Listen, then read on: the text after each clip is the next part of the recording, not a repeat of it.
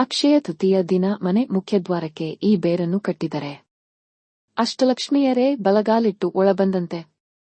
ಇಡೀ ವರ್ಷ ಮುಟ್ಟಿದ್ದೆಲ್ಲ ಚಿನ್ನವೇ. ಸನಾತನ ಧರ್ಮದಲ್ಲಿ ಅನೇಕ ಹಬ್ಬಗಳಿದ್ದು ಪ್ರತಿಯೊಂದಕ್ಕೂ ತನ್ನದೇ ಆದ ಮಹತ್ವವಿದೆ. ಅದರಲ್ಲೂ ಅಕ್ಷಯ ತೃತೀಯವನ್ನು ಬಹಳ ವಿಶೇಷವೆಂದು ಪರಿಗಣಿಸಲಾಗುತ್ತದೆ.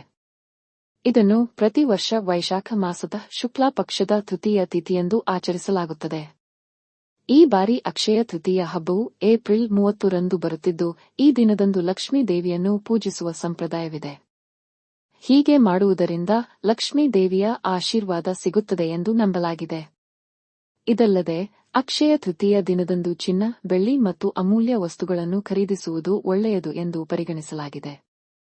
ಹೀಗೆ ಮಾಡುವುದರಿಂದ ಸಂಪತ್ತು ಮತ್ತು ಸಮೃದ್ಧಿ ದ್ವಿಗುಣಗೊಳ್ಳುತ್ತದೆ. ಆದರೆ ಇದರ ಜೊತೆಗೆ ಅಕ್ಷಯ ತೃತೀಯ ದಿನದಂದು ಕೆಲವು ತಪ್ಪುಗಳನ್ನು ಮಾಡಬಾರದು.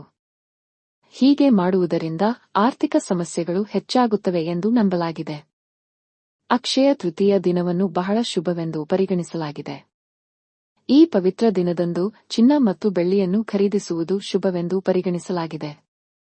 ಆದರೆ ಈ ದಿನ ಅಪ್ಪಿತಪ್ಪಿಯೂ ಪ್ಲಾಸ್ಟಿಕ್, ಸ್ಟೀಲ್ ಅಥವಾ ಅಲ್ಯೂಮಿನಿಯಂ ವಸ್ತುಗಳನ್ನು ಖರೀದಿಸಬೇಡಿ. ಹೀಗೆ ಮಾಡುವುದು ಅಶುಭವೆಂದು ಪರಿಗಣಿಸಲಾಗುತ್ತದೆ. ಈ ವಿಷಯಗಳು ರಾಹುವಿಗೆ ಸಂಬಂಧಿಸಿದ್ದು, ಅಕ್ಷಯ ತೃತೀಯ ದಿನದಂದು ಈ ವಸ್ತುಗಳನ್ನು ಖರೀದಿಸುವುದರಿಂದ ಮನೆಯಲ್ಲಿ ನಕಾರಾತ್ಮಕತೆ ಬರುತ್ತದೆ ಮತ್ತು ಆರ್ಥಿಕ ನಷ್ಟವಾಗುತ್ತದೆ. ಅಕ್ಷಯ ತೃತೀಯ ದಿನದಂದು ಅಪ್ಪಿತಪ್ಪಿಯೂ ಸಾಲ ಪಡೆಯಬಾರದು. ಅಕ್ಷಯ ತೃತೀಯದಂದು ಹಣವನ್ನು ಸಾಲವಾಗಿ ಪಡೆಯುವುದರಿಂದ ಸಂಪತ್ತು ಸ್ಥಿರವಾಗಿರುವುದಿಲ್ಲ ಮತ್ತು ಆರ್ಥಿಕ ತೊಂದರೆಗಳು ಮುಂದುವರಿಯುತ್ತವೆ. ಧಾರ್ಮಿಕ ನಂಬಿಕೆಗಳ ಪ್ರಕಾರ ಅಕ್ಷಯ ತೃತೀಯ ದಿನದಂದು ಮನೆಯ ಶುಚಿತ್ವಕ್ಕೆ ವಿಶೇಷ ಗಮನ ನೀಡಬೇಕು.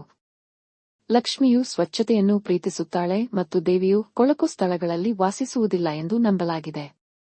ಅಂತಹ ಪರಿಸ್ಥಿತಿಯಲ್ಲಿ ಅಕ್ಷಯ ತೃತೀಯ ದಿನದಂದು ಸ್ವಚ್ಛತೆಯ ಬಗ್ಗೆ ಕಾಳಜಿ ವಹಿಸಿ. ಅಕ್ಷಯ ತೃತೀಯದಲ್ಲಿ ಶಂಖ, ಗೌರಿ, ಶ್ರೀಯಂತ್ರ, ಕುಬೇರ ಯಂತ್ರ ಮತ್ತು ಭಗವಾನ್ ವಿಷ್ಣುವಿನ ಜೊತೆಗೆ ಗಣೇಶನನ್ನು ಪೂಜಿಸಿ. ಹೀಗೆ ಮಾಡುವುದರಿಂದ ಫಲಪ್ರದವೆಂದು ಪರಿಗಣಿಸಲಾಗುತ್ತದೆ. ಆದರೆ ಈ ದಿನ ತುಳಸಿ ಎಲೆಗಳನ್ನು ಕೀಳುವುದು ನಿಷೇಧಿಸಲಾಗಿದೆ. ಅಕ್ಷಯ ತೃತೀಯ ದಿನವನ್ನು ಬಹಳ ವಿಶೇಷವೆಂದು ಪರಿಗಣಿಸಲಾಗಿದೆ.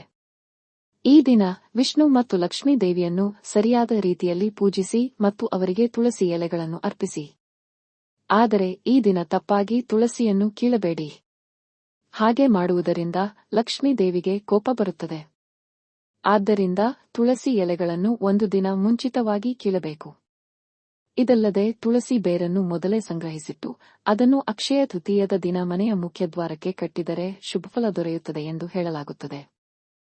ಲಕ್ಷ್ಮೀ ಸ್ವರೂಪವಾಗಿರುವ ತುಳಸಿಯ ಬೇರನ್ನು ಹೀಗೆ ಮಾಡಿದರೆ ಲಕ್ಷ್ಮೀ ಮನೆಯಲ್ಲಿ ನೆಲೆಸುತ್ತಾಳೆ ಎಂಬುದು ನಂಬಿಕೆ.